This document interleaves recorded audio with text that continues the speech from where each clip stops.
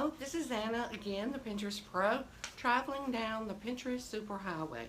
And I'm here with you today out in my front yard in the beautiful, beautiful, beautiful sunshine because in my office they are working on the pool screen and you can hear lots of hammering and drills and all kinds of awesome things. If you were here last night, you heard me talking about what are the characteristics of a quality pen. And this is something that of course, I talked about in my blog this week. And there were 8 different characteristics that I discussed.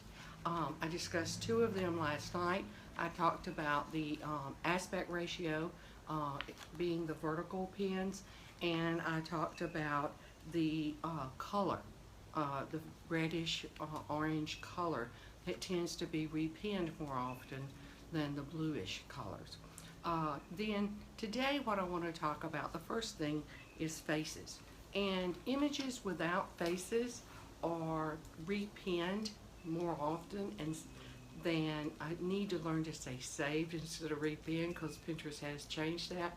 But they have a higher percentage of being saved than ones that have faces on them. So if you're someone that, you have a product and it's very good to show, to demonstrate how that product can be used, when you're taking photos of the person using the item, try to get it with them not showing their face. I've talked about it in my blog that Nordstrom, I was looking at their Pinterest page and they do a really good job, don't get me wrong, but they just kind of chopped everybody's head off. So instead of doing that, focus on taking images without the face.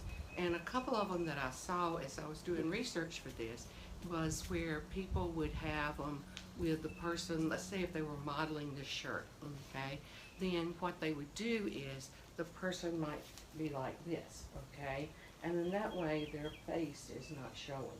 Or, of course, if you're doing jewelry, you can do the hand only. So those are just some ideas of what you can do there. And then the fourth item that I'll talk about is the lighting. And I'm saying that as I'm here and I'm noticing that I'm kind of drifting in and out of the lighting. But you need to make sure that you do have good lighting. Images that have the dark lighting tend to not be repinned as often as the ones with a medium lighting. And notice I said with a medium lighting because the same thing is true if you have them really light. And of course that's because they can't really tell what the image is about, so therefore they're not going to save that image or click on that image. So that's a couple of things to keep in mind. So rather than having a lot of images that aren't that great, try to focus on coming up with a few quality images and using those. And so, think about that whenever you're looking for images to use, or you're, taking photos to use on your Pinterest account. And of course, there are programs out there like PicMonkey that you can use to help lighten up pictures that are dark.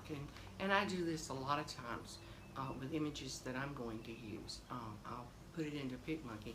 I call PicMonkey Photoshop for dummies like me because with PicMonkey I can take an image and improve upon it, and also along with that add different textures and so forth to it so that I can use that image maybe several different times because of the different lighting or texture that I put on it. And the third thing that I want to talk about is the number of colors that you use.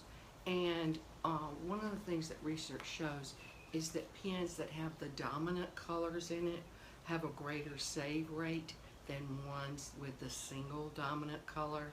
So for Pinterest, black and white photos are not repinned, not saved as often as the ones that maybe have your multiple colors, dominant colors in there. So, and of course, going back to what I talked about yesterday, try to focus on those reddish, orange, dominant colors. So that's three things that I talked about today. And of course, the first one was dealing with faces, images without faces.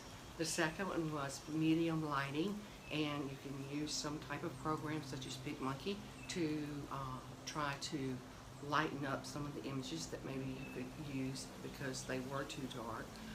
And then the third thing being with the colors. Not only do you want to focus on the reddish orange colors, but you also want to make sure that you're using multiple dominant colors rather than a black and white. So that's just a few hints for you.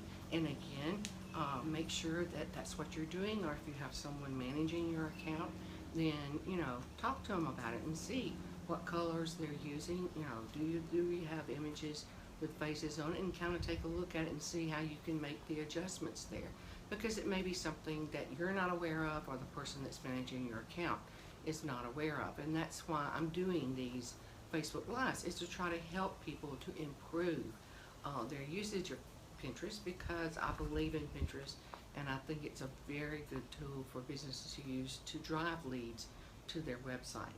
And if you would like a copy of my quality images cheat sheet, then you can email me, and that's Anna@pinterestpro.com.